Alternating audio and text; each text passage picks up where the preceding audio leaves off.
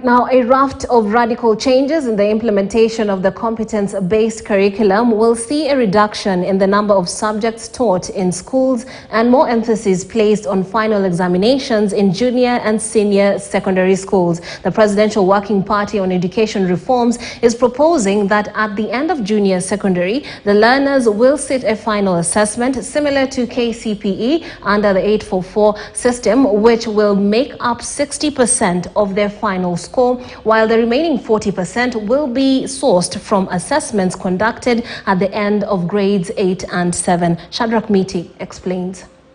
The changes are part of a draft report by the Presidential Working Party on Education Reforms, which is still being refined and fine-tuned before it is handed over to the President and subsequently officially made public.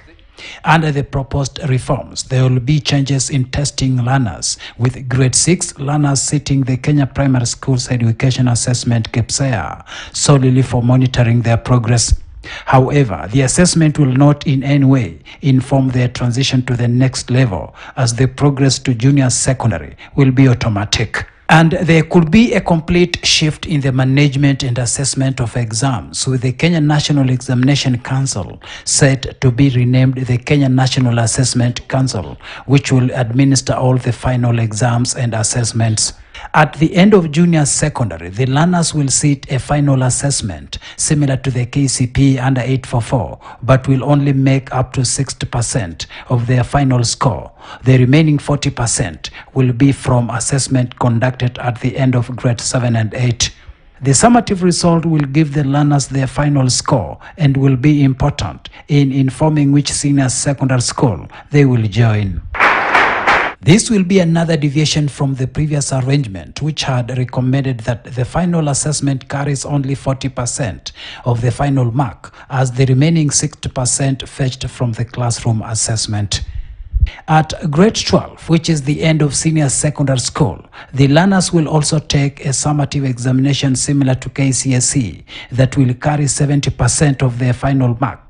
The remaining 30% will be from the school-based assessment and competencies they will have shown throughout their education journey. The change marks a major shift from the initial design of the CBC that envisioned an end to high-stakes examinations.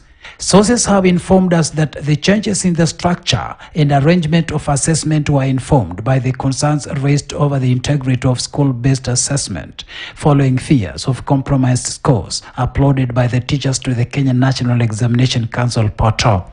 The Presidential Working Party on Education Reforms also proposes a significant reduction in the number of subjects to be taught in primary and secondary schools. Initially, learners in grades 1 to 3 were required to take up to 8 subjects, with those in upper primary taking 10 compulsory subjects. Junior secondary had 12 compulsory subjects. The team is proposing 5 subjects in pre-primary, 7 subjects for grade 1 to grade 3, and 8 subjects for grade 4 to grade 6. Meanwhile, those in junior secondary will have to take not more than 9 subjects, while senior secondary learners will take 7 subjects, depending on the pathway of their choices. At the same time, the Minister of Education will be required to establish a comprehensive school system that will see the management of pre-primary, primary, and junior secondary school rolled into one institution with a single head teacher assisted by 2 deputies. Shadrach Miti, KT News.